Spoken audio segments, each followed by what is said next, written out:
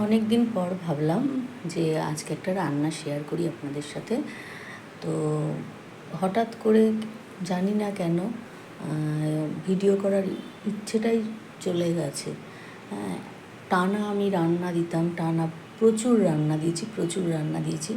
তারপর হঠাৎ করে ইচ্ছেটাও কেন চলে গেল বুঝতে পারলাম না, কিন্তু মাঝে মধ্যেই মনে হয় যে আপনাদের সাথে একটু রান্না শেয়ার করি, এটা মনে হয় মাঝে মধ্যে, তারপরেও হয়ে ওঠে না। তো যাই হোক, আর কিছু বলবো না, আপনাদের সাপোর্টটা আমার কাছে প্রচণ্ড দরকার আমার। তো একটু সাপোর্ট করবেন, পাশে থাকবেন, ব্যাস, আর কিছু বলার নেই। তো চলুন দেখা যাক যে আমি কী রান্না করেছি।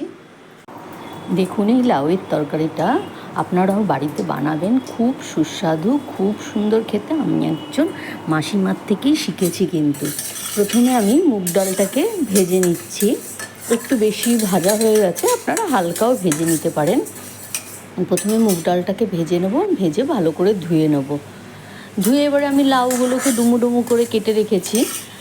এবার আমি মুগ ডালটাকে ধুয়ে তারপরে একটুখানি জল দিয়ে বসিয়ে দিলাম সেদ্ধ করতে। সাথে দিয়ে দেবো লাউগুলো। লাউয়ের সাথে একেবারেই মুগ ডালটা সেদ্ধ হয়ে যাবে, এরকম করেই দিয়ে দেবো। তো একটু ঢাকা দিয়ে দেবেন, ঢাকা দিয়ে দিলে হয়তো তাড়াতাড়ি সেদ্ধ হয়ে যাবে। নুনটা এখন আমি দিচ্ছি না, পরে দিয়ে দেবো নুনটা। তো ভীষণ সুন্দর খেতে হয়েছে।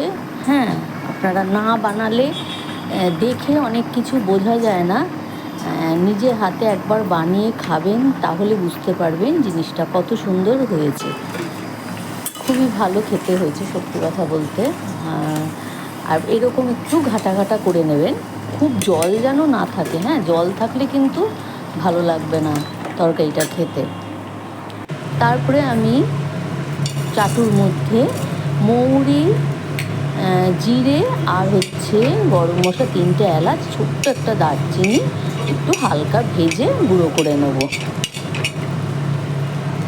তারপরে আমি এখানে কড়াইতে দিয়ে দিলাম তেল। তেলটা একটু গরম হয়ে গেছে, গরম হয়ে যাওয়ার পর তাতে দিয়ে দিচ্ছি একটা শুকনো লঙ্কা, একটা তেজপাতা, সাথে দিয়ে দিলাম সামান্য মেথি কিন্তু বেশি দেবেন না। এবারে দিয়ে দিলাম আদা আর কাঁচা লঙ্কা গ্রেট করে নিয়েছি, সেটা দিয়ে দিলাম। দিয়ে এবারে আমি তার মধ্যে সেদ্ধ করা লাউ আর ডালটা ঢেলে দেবো। এবারে এর মধ্যে পরিমাণ মতো নুন দিয়ে দেবেন, সামান্য হলুদ দেবেন, আর স্বাদ অনুযায়ী চিনিটা দিয়ে দেবেন। যে যেরকম মিষ্টি খেতে পছন্দ করে, তবে একটু মিষ্টি হলে ভালোই লাগে এই নিরামিষ তরকারিগুলো। ভীষণ সুন্দর খেতে, আপনারা কিন্তু না রান্না করলে বুঝতে পারবেন না কতটা সুন্দর খেতে।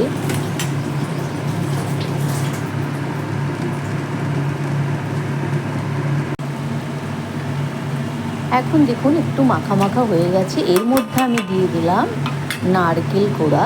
নারকেলটা আমার একটু কম হয়ে গেছে, তো আর একটু বেশি দিলেই ভালো লাগতো, টেস্ট আরও বেশি ভালো হতো।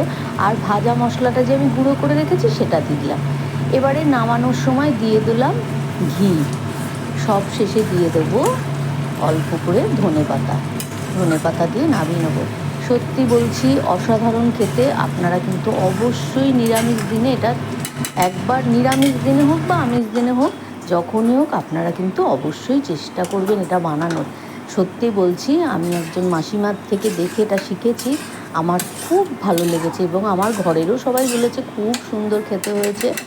তো আমার ইচ্ছেটা কিন্তু আরও বেড়ে গেছে, আপনারাও কিন্তু অবশ্যই এটা বানাবেন।